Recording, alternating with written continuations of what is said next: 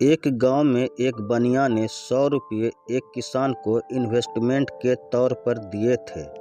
यानी कि किसान को पैसों की ज़रूरत थी और यह बात जानने पर बनिए ने खुद सामने चलकर उसे 100 रुपये ऑफर किए थे और कहा था कि तुम इससे जो भी अपने खेत में फसल उगाओगे उससे मुझे कुछ हिस्सा दे देना। इसी गांव में रहने वाला मोची चमड़े का काम करने वाला किसी भी तरह अमीर बनने के सपने देखा करता था। मोची ने कई लोगों से पूछा और अलग अलग तरीक़ों से जानने की कोशिश की आखिर अमीर बना कैसे जाता है, लेकिन कोई भी उसे संतोषजनक जवाब नहीं दे पाया। मोची हमेशा देखता था कि बनिया बड़े ठाट बाट से जीता है, उसके पास वह सब कुछ है जो इंसान को चाहिए होता है, यानी कि उसकी नज़र में बनिया अमीर था। एक बार मोची के मन में विचार आया, क्यों ना मैं बनिए के जैसे ही सब कुछ करूं, कॉपी तो मैं भी उसके जैसा अमीर हो जाऊं। उस दिन के बाद मोची ने बनिए पर नज़र रखना शुरू कर दिया और वह देखता कि बनिया कैसे अपनी दिनचर्या जीता है और क्या क्या करता है। एक दिन बनिया तीर्थ पर निकल पड़ा, उसके पीछे पीछे नज़र रखते हुए मोची भी निकल पड़ा।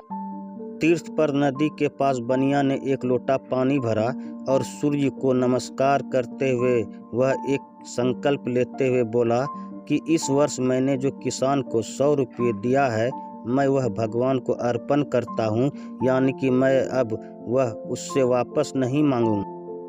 मोची यह सब देख रहा था, उसे लगा कि यही गुप्त तरीका है जिससे बनिया इतना धनवान बन गया होगा।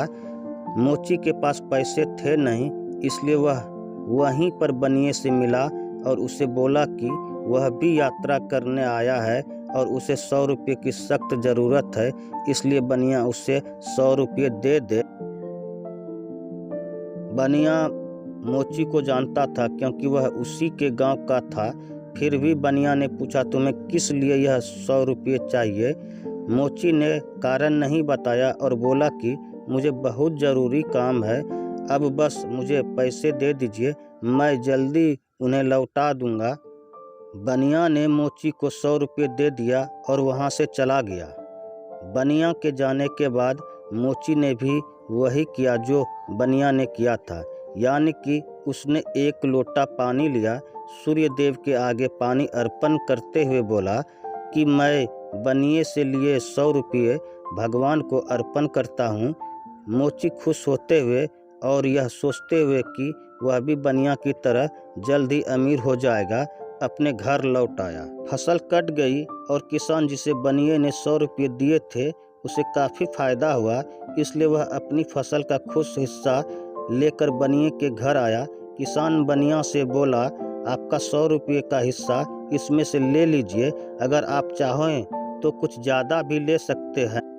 बनिया किसान से बोला, मैं यह नहीं ले सकता क्योंकि मैंने जो तुम्हें 100 रुपये दिए थे मैं भगवान के आगे संकल्प करके उनके नाम करके आया हूँ, इसलिए अब उन पर मेरा कोई हक नहीं है।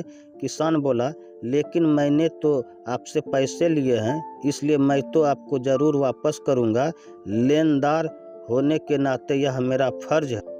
बनिए ने किसान से कहा, देखो इस हिस्से को मैं ले नहीं सकता और तुम देना चाहते हो तो एक तरीका है, तुम इस हिस्से को किसी गरीब को दे दो या अपने रिश्तेदारों को दे दो। ऐसा करने से तुम्हारा भी फर्ज अदा हो जाएगा और मेरा संकल्प भी नहीं टूटेगा। यह सब होते हुए सांस ली। मोची भी यह देख रहा था। किसान के जाने के बाद बनिए की नज़र मोची पर पड़ी। उसे देखते ही बनिया बोला, क्यों भाई, मेरे 100 रुपये वापस नहीं करने हैं क्या? मोची बोला, कैसे वापस करूं? मैंने वह 100 रुपये भगवान को संकल्प करके उनके नाम कर दिए हैं, बिल्कुल आपकी ही तरह। मोची की बात सुनकर बनिया हंसने लगा और बोला, कैसी मूर्खों जैसी बात कर रहे हो? पैसे वह अर्पण किए जाते हैं जो किसी को दिए हो, वह नहीं जो किसी से लिए हो। किसी से लिए पैसे वापस समय पर दे देना यह लेने वाले की जिम्मेदारी होती है। इसलिए तुम मुझे मेरे 100 रुपये वापस दे दो, वरना मैं उसे जोर ज़बरदस्ती करके भी ले सकता हूँ। फिर क्या था, मोची करने गया था नकल, लेकिन अपना नुकसान करवा बैठा। आज की यह कहानी हमें सिखाती है कि हम दूसरों के काम को सिर्फ दूर से देखकर सफल नहीं हो सकते। बिना पूरी जानकारी अगर हम उनके नकल करने की कोशिश करते हैं तो गलतियां होती है और नुकसान भी। इसलिए कोई भी काम या रास्ता बिना जांचे परखे अपनाना नहीं चाहिए।